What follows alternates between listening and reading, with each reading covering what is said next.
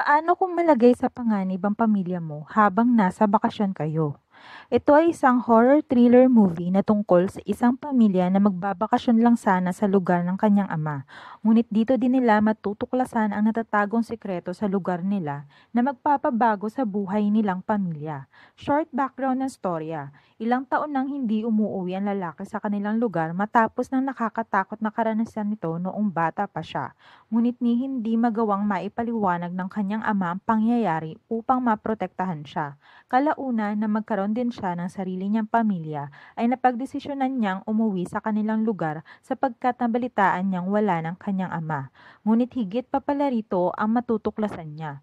May kikwento rin sa movie na ito kung ano ang kayang isakripisyo ng isang magulang upang mailigtas ang kanyang mahal sa buhay.